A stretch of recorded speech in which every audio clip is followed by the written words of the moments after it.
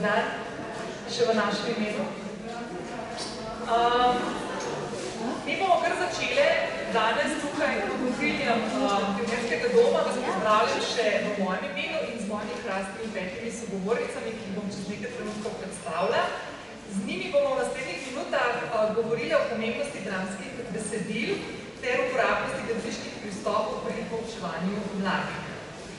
3-dnevni dogodek poteka pod sloganom Poučujem, prihodnost oblikujem in v pogovoru, ki mu boste lahko prisluhnili, bomo z mojimi sogovornicami vlekli rdeče niti med pedagoškimi pristopi za mlade in prihodnostjo, ki jo z mladimi oziroma ki jo mladi ustvarjajo.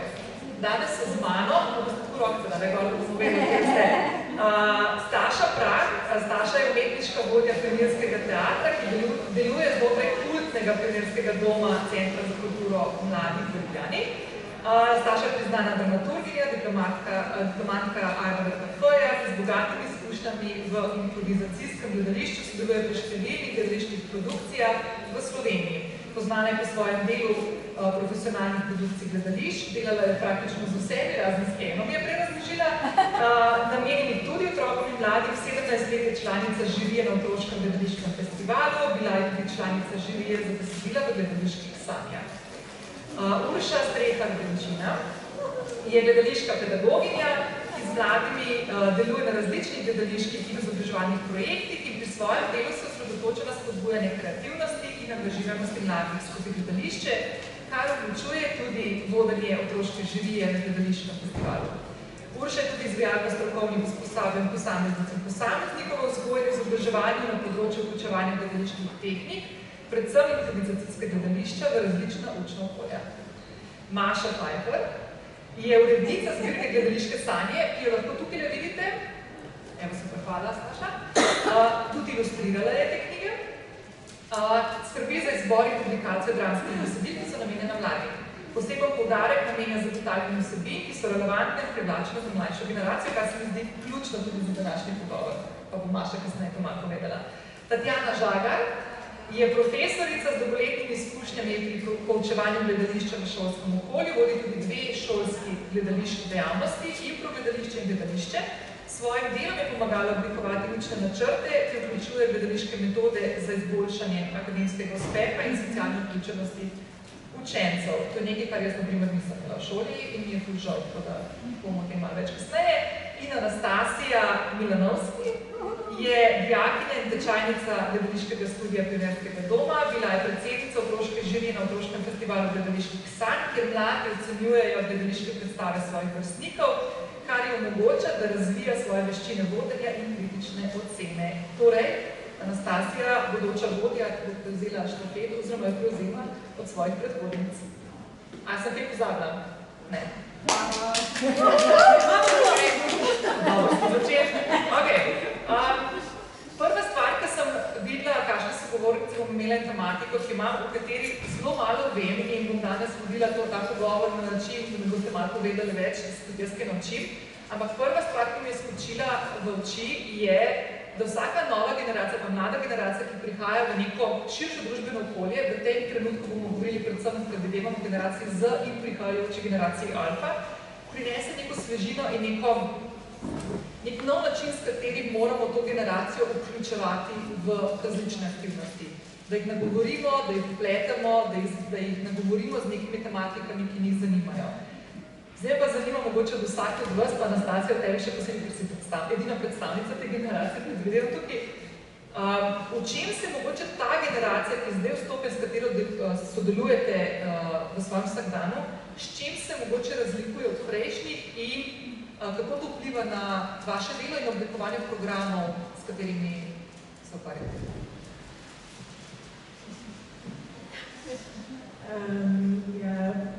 Najprej bi rekla, da je v resnici zanimivo to, da pač vsaka skupina na nek način je drugačna, vsak posameznik je drugačen, ampak definitivno pa lahko mogoče orišemo generacijsko sliko s tem, da je ta generacija v resnici bolj povezana, govorim globalno bolj povezana, svet ima na dlani s pomočjo pač vseh orodij, ki jih imajo, obenem so pa na nek način manj povezani oziroma jim pa določene veščine, sploh veščine medsebojne komunikacije, stikov in tako, in pa na nek način manjkajo. Ne smemo pozabiti, da je to tudi, se meni ta beseda generacija, ne več, ker me zmota, ampak hočem, zdajmo sam vseeno se zavedati, da živimo v nekem postpandemičnem svetu, večkrat smo skoraj pozabili na to, da je vmes bil pač 2 do 3 leta v resnici ta svet še bolj negotov. Že tako vemo, da ga obvladujejo različne krize in definitivno se to pozna tudi na mladih. Mladi so izjemno ozaveščeni, bi jaz rekla, ampak po drugi strani včasih tudi izjemno fokusirani na svoje osebno, intimno doživljanje pa izkušanje. Po moje je to tudi na nek način obrambni mehanizem, ker je svet velik in težak in na njih se tudi prelaga veliko teže. Ni naključje, da recimo da so si podnebne krize v bistvu dali na svoje ramena že kot zelo mladi. Tako da, kako je delati s to generacijo, na nek način so bolj, ampak obenem manj aktivni, kaj hočem s tem povedati je, včasih, ko jih dobim jaz pred spredce v te gledališke skupine, zelo so navajeni, to popam, da ne boš ti malo izvala, ker je tudi odvisno od skupine, ampak biti vodeni, zelo se mi zdi včasih kar malo ohromeli, otopeli na nek način od vsega, od vseh informacij, od vsega tega množstva, tako da na nek način, kaj lahko in kaj je moja želja in naloga, je seveda najprej vzpostaviti skupnost, skupino, zaupanje, varnost in znotraj tega potem poskrbeti, da so oni tisti, ki odpirajo določene teme, da so oni s svojimi pobudami tisti, ki v bistvu narekujejo in izbirajo neke smeri. Samo pa, da se že zaključam, zato je počasih tudi fajn, da z določenimi teksti, besedili, materijali, raziskovanji, jih pa mogoče potem tudi malo usmerjamo v določene teme. Tako da se mi zdi, da je to ta pol, ki je zelo pomemben, jih poslušati in upoštevati, kaj pride iz njih in neka ta želja, kaj je blizu in obenem malo tudi usmerjati in sugerirati neke morebitne teme, ki jih potem oni iz prve vrste najprej oni dokumentirajo, potem pa še razširimo skupaj, raziskujemo, kaj je vse to zadaj, kaj se v nekaj skriva. Jaz sem hotela dodati samo še en kontrapol temu vprašanju, po temu, kar je Duša povedala, ne zato, da se ne bi strinjala, absolutno se strinjam, ampak gledališče ima eno super stvar in to je ritualnost in nekaj, kar ni pogojeno s časom in z generacijami. In mislim, da je ravno zato toliko bolj pomembno, da te veščine in to miselnost in ta princip povezovanja in ustvarjanja skupnosti še toliko bolj povezujemo s nekimi gledališkimi praksami, ker kakorkoli je arhetipstvo, je tisto, kar je vsem nam lastno, ne glede na to, v katerem letu smo se rodili. To je ena stvar, ki se mi zdi bolj pomembna in tudi zakaj se mi zdi res nujno, da gledališke prakse postanejo del širšega izobraževalnega sistema. In druga stvar, da gledališče omogoča iskrenost, omogoča soočanje samo s sabo in z družbo. In samo kaj je razlika iz generacije v generacijo, ko recimo grem čez pregled 17 let otroškega gledališkega festivala, so teme. Teme so pa vedno, in bolj se mi vprašamo, zakaj 10, 12, 8 letniki govorijo o ekologiji, o vojnah, in se vsi rečemo, da najrajši igrajo žabice in medvedke in tako, ne? Ampak jaz vedno rečem, gledališče je najbolj zvajna fraza ogledalo družbe. In to se pozna tudi pri najmlajših, pri malo starejših, se pravi, samo teme se na nek način rotirajo in menjavajo, ampak v bistvu pa nima veze z generacijami. Jaz bi se navezala na to, kar je Urša rekla, na to promenost, ker se mi zdi, da s teksti, ki jih objavljamo, pravzaprav neko empatijo probamo vzpostaviti v mladih, ta nepovezanost, ki je mogoče čutno. Znotraj teh besedil pravzaprav prihajajo v spredje, zaradi tega, ker se na nek način morajo identificirati z ljudi, če hočejo to brati. In ta besedila pravzaprav so, čeprav sodobna, ukvarjajo se z problemom uporabe mobilnih telefonov in podobnih, ampak so na nek način univerzalne, ukvarjajo se z odraščanjem, z odnosom do sveta, z odnosom do drugega sočloveka ali pa sobitja, če gre tukaj za živali.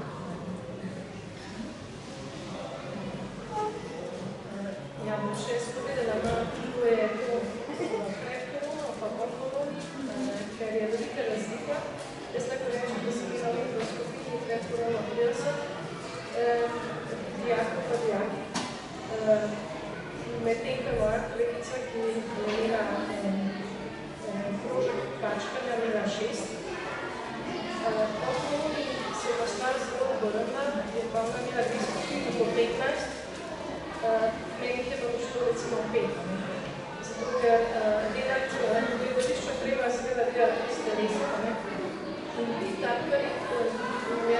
ta generacija, ker je zelo navezana, to so res navezani na svoje pedagoge in zgodbe. Včasih zelo težko se tu na vodu, pa pojedi malo stavke. Tatjana, samo pogreje naša mlada publika, nima nekaj čestačke slišala. Okay.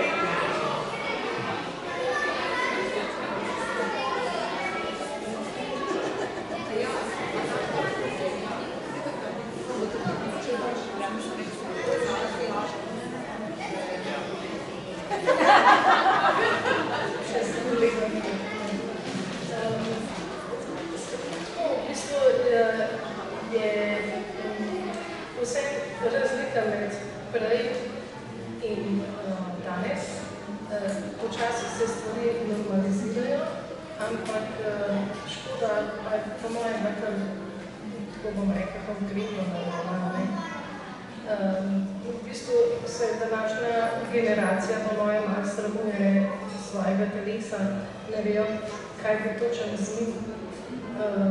Zelo, kot je že už rekla, zelo se pustijo voditi. Recimo na Impru, če primerjam, prej so vse sami naredili. Jaz sem tja se hodila smejati. Res, ker so bili toliko zabavni, vse so se zmislili. Zdaj imam generacijo, kjer če jaz nisem aktivna, če sem jaz malo preveč aktivna, če jaz ne pogruntam nečesa, ni nič res, tako da malo drugače z gledališčem, ker so tam vezani na tekst in je veliko lažje. Impro je za to generacijo, vsaj kar imam jaz zdaj izkušnja, zelo težek. Nekako tudi več je navdušen nad samim gledališčem, zato ker so bolj varni, pa bolj vodeni, bolj usmerjeni.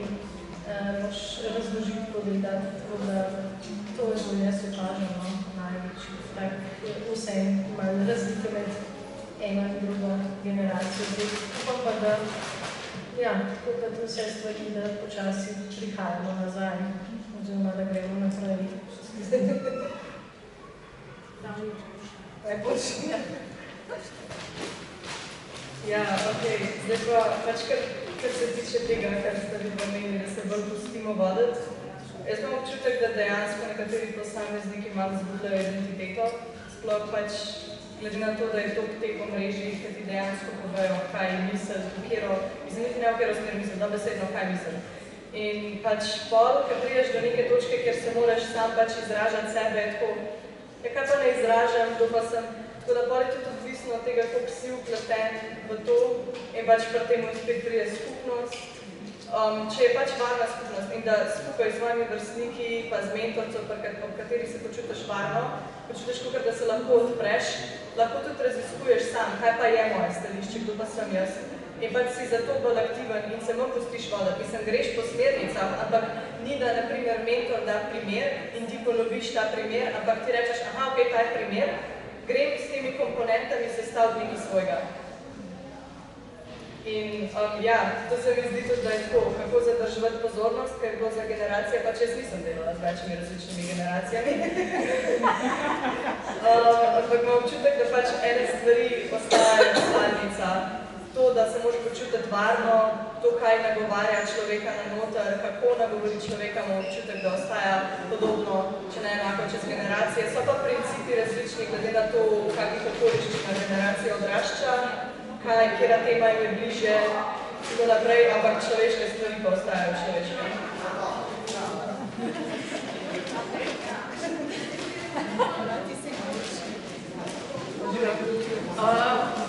Se pravi, čeprav razumem, potrebna je struktura, varno zaupanje, a ne, da začneš sam sebe izražati. Zdaj, parkrat ste omenili, Maša, ti si o tem predvsem govorila o teh vsebinah, da se jih pripravila, ne? Kako, mogoče na primeru, če imate kakšne primere konkretne, kako lahko neka dramska besedila prispevajo k temu, pa ne bom nekaj za samo mladi, ampak gremo, ker govorimo večinoma zdaj o mladih situacijah, če razumem prosto to, itak skozi čas imamo vsi neke približno podobne izzive, s katerimi se skozi čas soočamo in skozi življenje. ampak kako se nekako lahko razvije neko kritično razmišljanje posameznika ali posameznice, ko pride v to okolje? A so kakšni konkretni primeri, ki lahko izpostavljate? Jaz lahko govorim to z vidika urejanja besedil, ki sem jih dobila v urejanje, in to so v glavnem avtorske predstave. In znotraj teh avtorskih predstav se že med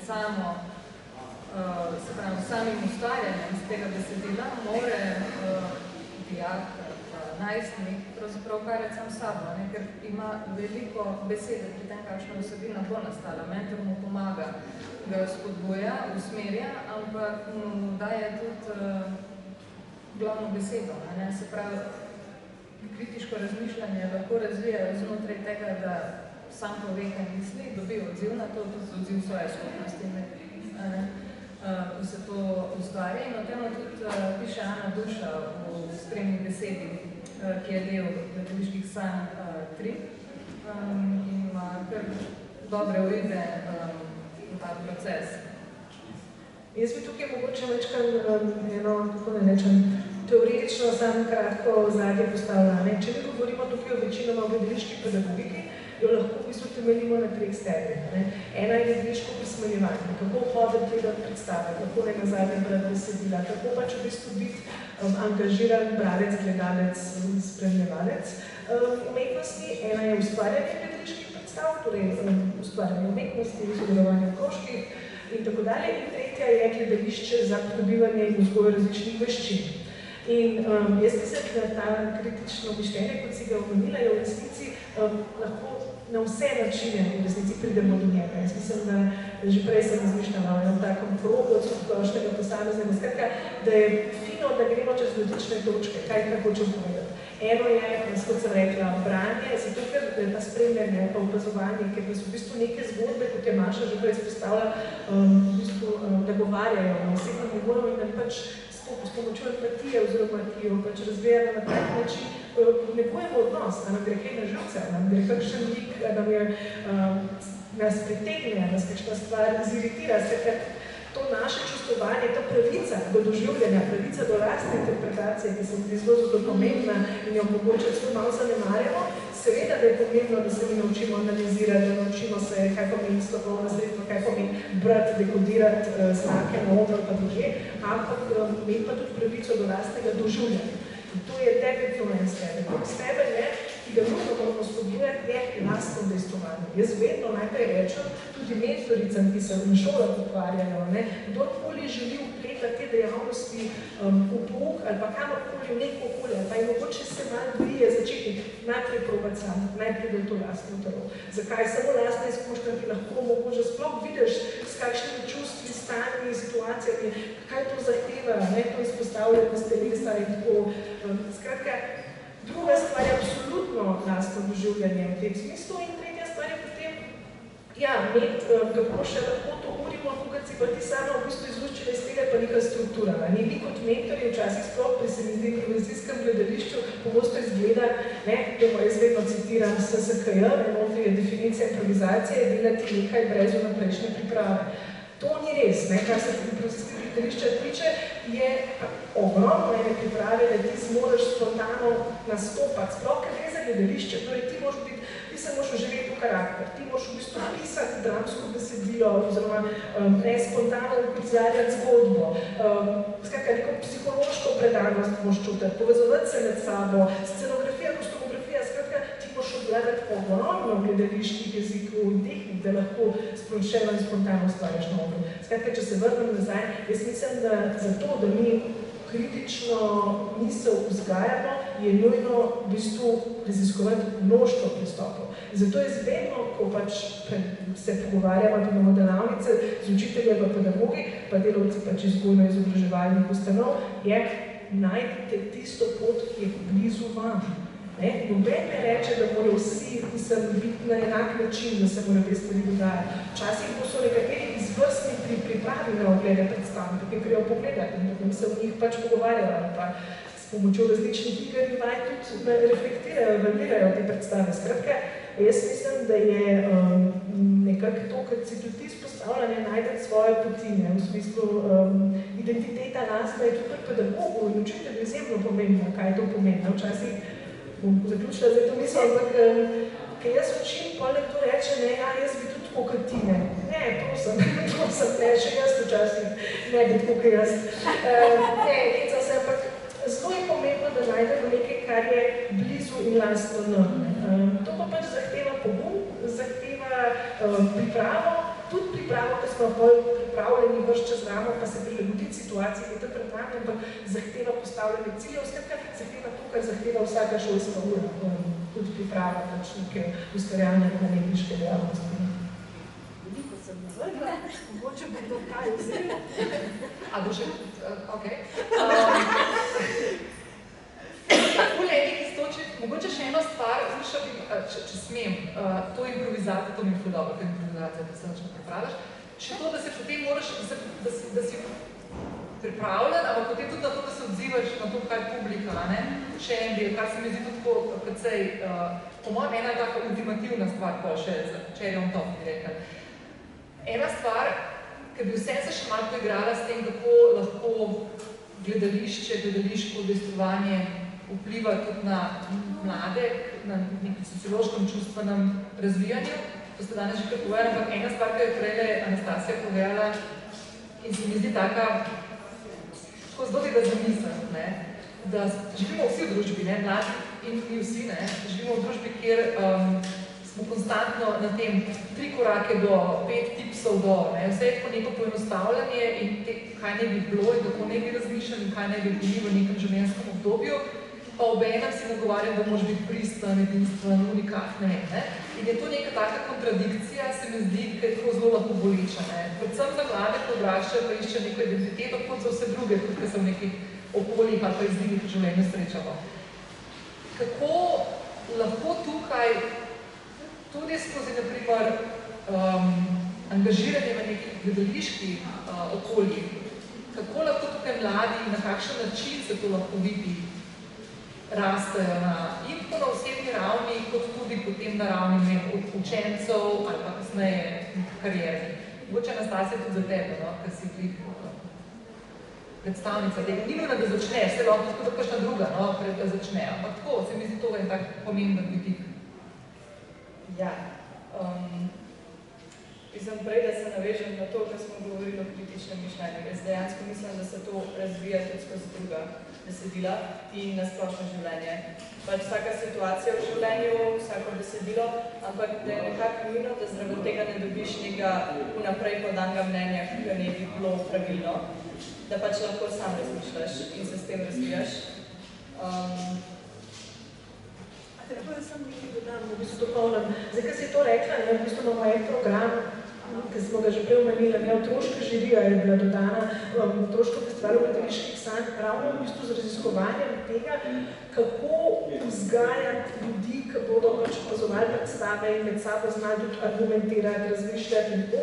In seveda je pač bila cilj, bom rekla, kako se pač pripravljamo na ta program, vedno organiziramo predavanja, delavnice z izkušenimi, bom rekla, ustvarjalci, to so pač, zdaj so vidimo Zala Dobovšek, ki je zdaj teatrologinja in kritičarka, Metod Zupan, tudi kritik, pa kaj novinar na radiju, študenti in še drugi. Potem smo imeli Niko Švab, Mašo Pajkar, ne nazadnje, torej tudi kritičarki, skratka literarni kritičarki, dramaturginji, Staša Prah je vsako leto, Anžel Virent je bil letos, ki je zelo znan, tudi odkovi selektori. Hočem povedati, da vedno imamo neko strokovnjake in vsi pravijo isto in to nam tudi praksa kaže, kaj je. In ne moreš se naučiti tega, mislim, lahko dobiš neke pomembne strukture, temelje, tako je teoretične temelje, na katerih potem gradiš besede, če ne drugega, ne? Da pač ti razumeš, kaj je gledališki koncept, da ti razumeš, kaj je dramaturgija, kaj je režija, ampak kar smo pa videli zdaj v vseh 3 izdajah otroške žirije pa je, da drugače kot z izkustvom, da pač oni pogledajo od 30 do 50 predstav tam na festivalu, pa se okus in kritični pogled ne more ostati. Mene noro pogledam, ko prvi dan pridem, pa vidim, kaj mi še mislijo v vežkih predstavah, pa sem tako ok, zanimivo, na koncu pa ponavadi se zelo skladajo z uvidi pač strokovne žirije, ki so pač poznani gledališki ustvarjalci izkušeni. Zakaj? Zato, ker se oni vsak dan sproti vidiš tudi, kako se način, kako se njihova debata spreminja, kako oni argumentirajo med sabo. Jaz mislim, da je v resnici ta skupnost. Zakaj se gospodarjamo ta skupnost? Ta skupnost je taka, v bistvu, skoraj tak prazen termin. Vsi vemo, to nekaj delamo skupaj, pa kaj to zares pomeni? Ja, to pomeni to, da imaš ta varnost v tem, da lahko poveš nekaj in da tudi, če se kdo ne bo strinjal, bo znal to argumentirati, ampak da ti boš še vedno pripadil v tej skupnosti. Tako, ne boš izpadel iz te skupnosti, če misliš drugače. To je ful pomembno. Ne samo to, tudi mi nismo skozi vse čas enaki. Jaz lahko pridem enkrat taka, drugič drugačna, pa bom sprejeta, zato ker je cilj iskati načine, kako sobivati sploh v trenutkih, ko nismo složni. Sploh v trenutkih, ko smo si drugačni. In te drugačnosti potem, kot je Razlasja rekla, s temi branji različnih zgodb, se mi zdi včasih lahko dobimo pogled v drugačnosti, ki so pa nam tukaj v Sloveniji, ki smo pa še vseeno, rekla zelo enotni, kar se tiče prebivalstva, če ne smo zelo homogeni. Je fajn brati različne zgodbe in se vstajati tako, pa spremljati, pa gledati in z tak način uživljati v različne ljudi. In potem mogoče dobimo tudi sami večkrat širši pogled na svet. Ja, pač na tej točki bi rekla o tej skupnosti pa ne strinjanju. Mi se letos pač specifično zelo nismo strinjali glede ene parih predstav znotraj naše skupnosti. Pač vsi se ful dobro razumemo, vsi se štekamo, pač smo si cool, vse. Ampak pač je prišlo do predstav, ker smo pa imeli skoraj da nasprotujoča si mnenja. Ampak to ni pomenilo nič, pač da zdaj nismo več na isti strani ali pa karkoli. Pač sam argumentirati smo vsak svoje, ja, mene je pa ne govorila, zato ker je tako pa tako, mene pa ful ni, meni pa ni bilo všeč, ker so to pa to. Ok, je pač ostalo pri temu in vsi se še vedno spoštujemo in smo pač našli neko skupno pot, da je tista predstava bila nekje vmes med vsemi našimi mnenji pol kategorizirana ali kakorkoli.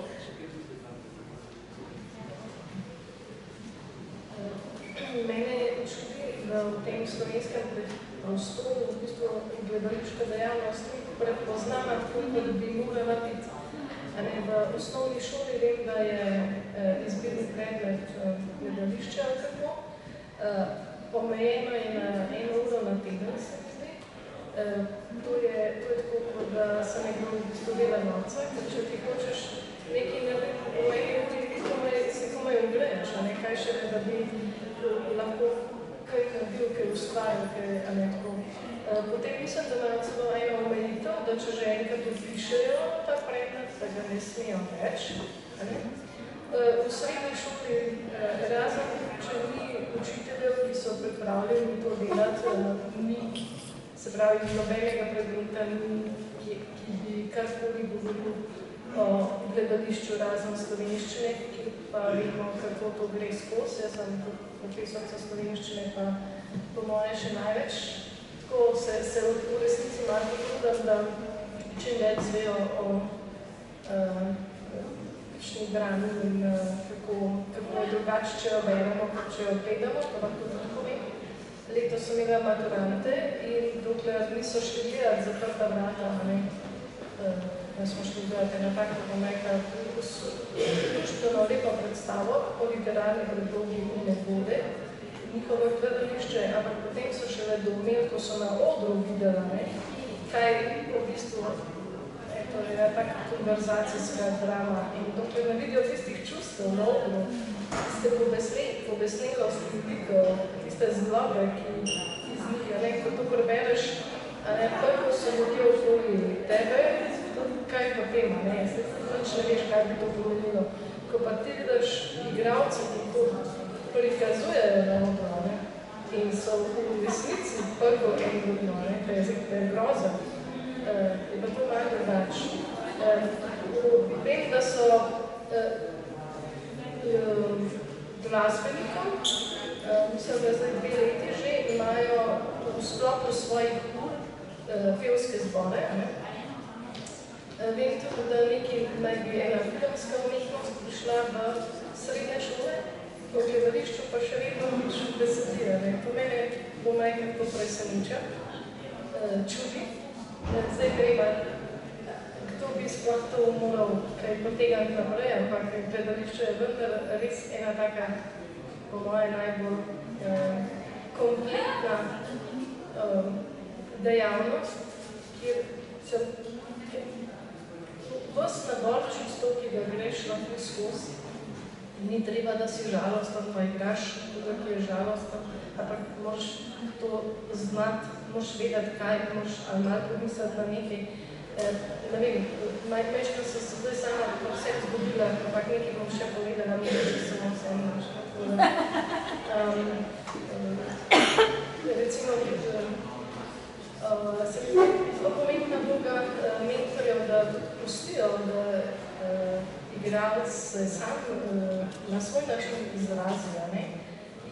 Meni vedno čestitajo po predstavi rečejo, kakšno dobro zasedbo si naredila, kako ti je rada, da si točno to oseba dala v to vlogo.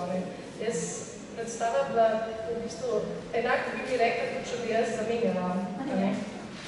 Ker ne gre za eno osebo, gre za to, kaj se ti z njim, se pravi z igralcem počneš, kako ga pripraviš, da to... In to je res, mi vidimo samo v gledališču samo predstavo, ampak kaj je vse zadaj, kaj je vse to, koliko dela je, koliko v bistvu včasih kdo reče, pa dobro, se to pač narediš, se ni ne vem kaj, ampak ojoj, ne, to lahko reče samo nekdo, ki v bistvu nikoli ni bil na drugi strani odra ali pa na odru. To sem še hvala povedala. Imam skupino, ki se je izredno navezala, so se navezali na druga. Neverjetno, kot ste že rekla, sogovornica. Oni so v resnici prijatelji, dihajo skupaj. Na hodniku niso vsi izgledali, da so na hodniku recimo hodili, kako v bistvu kako odreagirajo drug na druge, kako hodijo skupaj v kino, kako hodijo skupaj na kavo, se skupaj učijo. Od mladega človeka gledališče tudi zahteva eno odgovornost. To pa zdaj manjka v bistvu naši celotni skupnosti. Vidimo, da odrasli ljudje, odrasli, ne govorimo o dijakih pa o otrocih, niso več odgovorni. Moj prijatelj vodi pevski zbor, pa nima več vaj, zato ker ljudje ne hodijo na vaje, hodijo pa k zboru in pojejo. In pojejo se že 3 leta ene in isti pesmi in se ne naučijo nobene nove, ampak ni to očitno zadošča, to je tako bom rekla. In njih pa naučimo, v gledališču jih naučimo odgovornosti. Še, jaz mislim, da niti monodrama ne pride skozi samo z enim človekom. Tako da, kaj še nekaj druga. Moraš biti tam, moraš odigrati svoj del, moraš biti prisoten. Fajn je, če pri tem tudi znaš uživati. Mi imamo kar naporne vaje, ampak na odru pa potem jaz prosim in spodbujam, rečem, brigajte, ko bo zavis izpada, samo uživajte. Dajte si duška, tudi tako. Ker je treba sam sebe nagraditi s tem, da kot igralec to govorila, na odru uživaš, potem, ko zavis igraš. To bomo samo izstavili, ne? Ena raziskovalka je raziskovala, katera vrsta umetnosti naj bi bila najbolj pedagoško, največ pedagoški potencial in pač drama, v resnici kot gledališka oblika, zakaj tudi drama, ker vsebuje branje oziroma literatura, vsebuje jezik, vsebuje dobro izražanje, vsebuje čustovanje, vsebuje celo telo. Skratka, pokrije daleč največ teh, zahtev oziroma veščin, ki bi jih mogoče potrebovali. In so potem tudi angažirali v Skandinaviji, slučajno malo stika tam in v Islandiji pač imajo pač malo ljudi, so potem nekaj v šolski sistemu vejo gledališče in imajo pač bajetno dober rezultat, če se to bilo mogoče še raziskati. Tatjana, hvala, ker ste se navezala na šolski sistem in kako bi bilo pametno te stvari tu prenesti malo šolskih kurikulum redni, ne samo za tiste, ki se želijo s tem ukvarjati in je to neka predstavljena izziv in udejstvovanje in potem v Anastasi. Ena stvar, ki sem vas poslušala, še prej si rekla, da živimo v homogeni družbi, ja, ki je pa zelo polarizirana, tako kot se je to v trendu, in se mi zdi tudi to, kar je Anastasija povedala, to, da si danes v tem času in družbi, da si sposoben se pogovarjati z nekom, s katerim se ne strinjaš, se mi zdi ena od ključnih veščin, ki bi jo mogli dati po mojem vrtnice. Že, ne. Oni še obladko, ja. Zdaj malo se bližamo, pa še ena stvar bom povedala. Še ena stvar, ki se mi zdi ful zanimiva, ki si prej, mislim, da Anastasija tudi omenila, ta družba, pa izzivi, ki jih imate po družabnem mrežju, pa občutek, da imaš 1000 prijateljev, pa na koncu nobenega, ki bi te ne rože za ljudi greš na dopust, ali pa dal zapiske, ker si izbolela v teže šola, ne? Ta občutek, da je tvoj svet ful velik, v bistvu v enem nekaj, da si v samljici, se zdi ful pomembno, da se najdeš v nekih takih okoljih, ne? In je ful lepo to slišati, no? Kot sem ful vesela, tako da mogoče vsi skupaj malo kakšno stvar naredimo, pa premaknemo. Malo gremo k koncu. Zdaj vas bom malo presenetila za enem vprašanjem. Sploh Staša, da tisti malo manj govorila danes, pa Maša tudi, tako da odvajam največ počutim. Vsak od vas prihaja iz nekega svojega okolja. S svojimi izkušnjami, ene malo dalj časa, ene malo manj časa. Kaj je tista stvar, ki vas v življenju, ali pri delu, ali pri izobraževanju šoli, življenju na splošno, kaj je tista stvar, ki vas najbolj spopolnjuje, veseli, kaj je tisto, kar imate občutek, da je vaš smisel? Pa vam bom dala čist proste roke, da poveste, lahko se navezuje na to, kar se danes pogovarjamo, ali pa tudi ne. To je zelo vprašanje. Ja. Jaz verjamem, da s tem, ko neprenehoma predano služim gledališču, spreminjam svet. Sicer se to sliši res revolucionarno in nerealno, ampak jaz še vsem to verjamem in to me žene naprej. In v to, mislim, kljub temu, da me veliko zunanjih dejavnikov poskuša prepričati, da je to vse skupaj brez veze, jaz vem, da ni, ker vidim ful zanimive in čudovite in božanske rezultate ljudi, ki se ukvarjajo z gledališčem, pa jih bolj vidim čez 10 let, ker so se zdaj že 10 let ukvarjali z gledališčem, pa to radejo drugačni ljudje. Vsa njihova okolica se spremeni zaradi tega, ker se oni začnejo drugače udejstvovati. Tako da, če poskušam odgovoriti zelo na hitro, ja, spreminjamo svet s tem in zato se splača. Jaz bi se povrnila nazaj, ko sem bila stara 20 let, sem prevzela eno skupino, vodenje skupine improgledališča na gimnaziji Ilirija PGV. In to je bila prva izkušnja, recimo, kjer si imel občutek, da si neka avtoriteta nekomu, ampak nekomu, ki je mlad in hoče spoznavati svet in hoče spoznavati sebe, se pravi, je ta človek pred tabo rabo tudi prijatelj. Se pravi, v bistvu, kako voditi nekoga skozi odraščanje in biti ob temu opora in videti to, kako se, ne vem, ena punca je bila, ker je bila najbolj flašna v vse. Ampak ko je prišla na oder, je bila najboljša. Ni bila tista, ki se je najbolj drla, ker je bila največja faca. Ampak ko je dobila priložnost, je pa take prizore znala ustvariti. In mislim, da je tudi, rečemo, skupaj smo rasli skozi to, ne tudi, da sem bila zelo mlada. To je bil en zdrav vidik. Videti, kako nekdo pravzaprav vse svoje potenciale lahko izžane iz sebe. Druga stvar je pa ta knjiga Gledališke sanje. Dramatika se zelo redko izvaja, sploh pa otroška in naš namen je pravzaprav prinesti dramatiko nazaj v šolske knjižnice, nasploh v branje, ker gledališče, kot je Tatjana rekla, je neka kompletna stara, ne moremo jo gledati. Mislim, ne obstaja samo v predstavi, ampak obstaja tudi pred.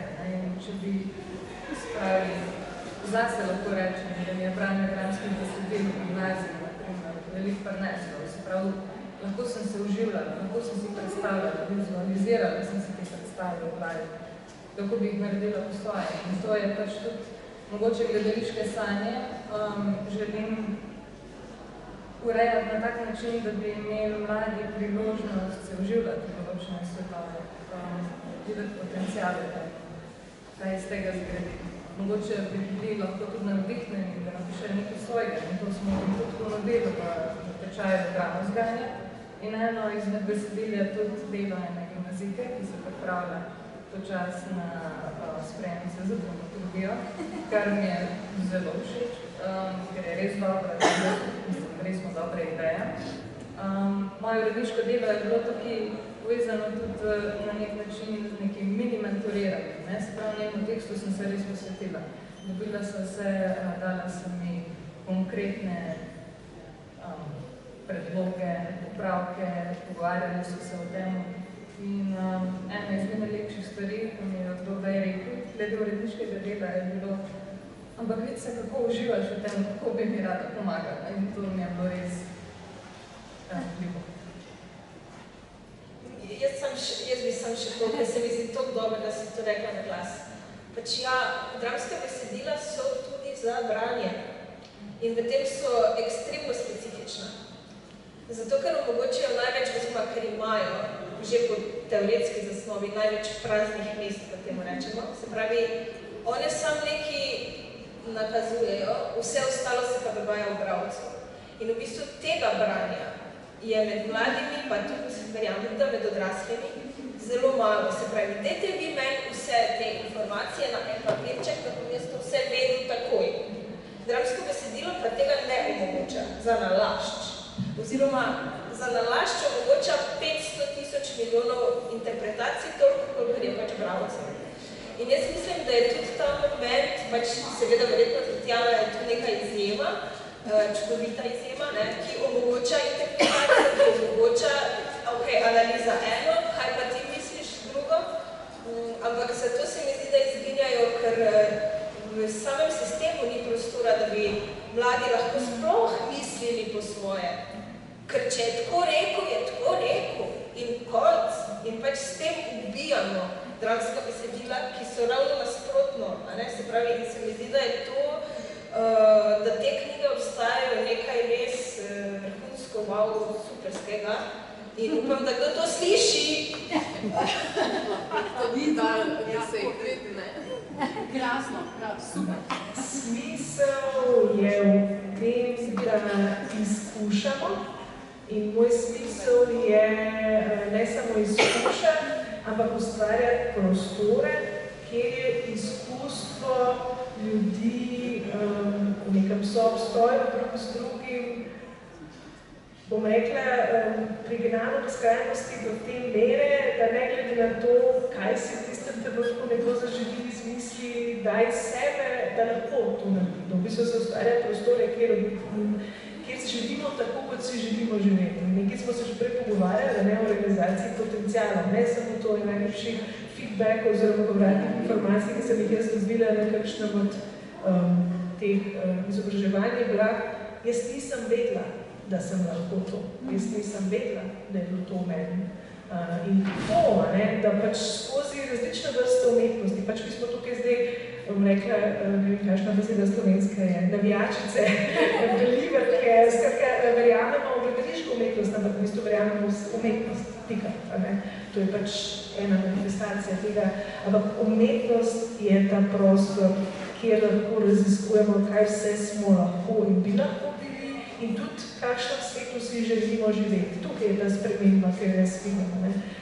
Sej ni nujno, da vse, kar v svetu je slabo, sej vzamemo to, kar nam paše, ampak skozi pač en prostor igranja, skozi prostor, kjer lahko napako izrabiš za neko novo pot, kjer je napaka način učenja, kar bi itak morala biti, ne nujno sredstvo kaznovanja, kjer napačna interpretacija mogoče ni napačna, ampak je en drug pogled, pa tudi pokaže mogoče slabo branje, zakaj pa ne, pa lahko mi potem usmerimo človeka reči, tole še malo prever, pa če res potrjuje to, kar ti interpretiraš, gre za neko preizkušanje, grejenje poguma, bi jaz rekla, zato da potem lahko živimo bolj polno življenje. To je moj smisel. Ja, citat je povedal tako, kar je povedal in pika in konec. In to ubija dramska besedila. Jaz mislim, da to ubija tudi vi. Zato, ker je Urša pač zdaj povedala, da lahko napaka oziroma v gledališču, ker se pač moč naprej potegniti, ker si zdaj to dal na oder in pač je bila napaka vse publika, če ti pa tvoji soigralci interpretirajo kot napako, ne bo vedla. Torej ti moraš iz napake nekaj razviti. In mislim, da tudi to, da je prosta interpretacija dramskih besedil spodbuja kreativnost, sploh v mladih, ki imajo še pač odprte svoje možnosti za pogled na svet kasneje in za izoblikovanje, za kasnejšo svojo življenjsko pot, družbo. Mislim, zdaj tudi, ko si odrasel, še vedno, sam, ko si mlad, še predvsem. In mislim, da bi mogli biti res več tega prostora, da si sam zinterpretiraš, kako se ti zdi. In tudi v šolah je velikrat ta en pravilen odgovor. Pač ne, da jih je več, da lahko tudi drugače zinterpretiraš, da se razvijaš in pri tem spet kritično mišljenje, kdo si ti, kam hočeš iti, tako. Ja, jaz bom samo potrdila to, kar ste vse že povedali. Kaj bo že vprašanje? Zdaj delam skupaj Hamleta, ker smo nekako prišli skozi vsebino, ker so rekla, da ne razumejo, ampak zdaj razumejo. Sem dala za nalogo, za napisati spis jaz Ofelija. In se pravi, sam tako povem, kako je to, da recimo poznamo zgodbo Hamleta z Ofelijim Lučija. Se pravi, kako Ofelija doživlja vse to, kar se tam na dvoru dogaja. No in moram povedati, da ko je ena to brala, sem res zelo presenečena, prijetno presenečena, ker je potem preden je končala začela peti, tako kot Ofelija, se je v bistvu nekaj že zmešala. In mene je to čisto pretresalo in res ne govori. Stopila je v vodo in pila. Tako da potem druga je jaz Klavdija, ali pa, oziroma mislim, da je bil naslov imeni je Klavdi in spet Hamleta z očmi, kako samo to, kar so recimo različne interpretacije in to nekako. Zdaj pa bom še odgovorila na tisto prvo vprašanje. Meni se zdi, jaz pobijam tem nazvom, kako rastejo te, kako v bistvu rastejo v vseh potrebih, v tem, da postajajo samozavestni, da v bistvu ni treba, da si, jaz učim na gimnaziji, da si super odličnjak, ampak si lahko samozavesten, da si to, kar si. To ti da gledališče, ker ti da, prvi ti naštudiraš eno vlogo, tudi pri impro je tako, kot se strinjam s tem, da to ni nič zares, samo meni je groza, ko nekdo samo pride in misel, da je ja, in potem se zmede in tukaj je zdaj in to. Tako da, enega celostnega človeka, mi smo imeli dijaka, ki je bil zvesti, ves čas je bil zraven v mojem impro gledališču, pa je imel ta Aspergerjev sindrom, pa nekako tako izgleda, da ne bo nič iz njega, ampak v 4 letih, kakšno to bi toga preobrazba, zares preobrazba. Nekoga, ki je tam nekje v kotu, vem, da tukaj je študiral bibliotekarstvo in za prvi govorni nastop je on imel tam na oddelku vaje s svojimi sošolkami, kako premagati tremo. To je recimo nekaj, se mi zdi. Ni važno, recimo, imam tudi take, ki imajo 5 na povprečje po gledališču, ampak to sploh ni pomembno. Hočem samo povedati, da gledališče v resnici razvija človeka tako celostno. Tako da... Kar se lahko igraš. Ja. Pogod smo primakli. Ja. Kar se lahko igraš, to je igranje. Ni se tako čisto res, pa sam resno. Res, prišli smo do konca, na žalost, ker bi se še ful igrala z vami. Mogoče čisto na koncu bom eno stvar, zakaj sem dala to vprašanje. 2 tedna nazaj sem se pogovarjala z eno gospodično, ki se ukvarja z delovnimi okolji in mi je povedala, da je 20% zaposlenih vseh odraslih oseb zadovoljnih v svojih službah, tako da sem ful vesela, da sodite na teh 20. Druga stvar, ful hvala vsem za tole zame revolucionarno odkritje, da sem vas poznala in ker vse imate neko to, vse ste preplete z nekim spreminjanjem sveta, tako drugače, ki ga počnete vsakodnevno in moram povedati, da se danes tudi velikih stvari skazale in spremenile, mogoče še moj pogled in se ful veselim, da se srečamo še kaj.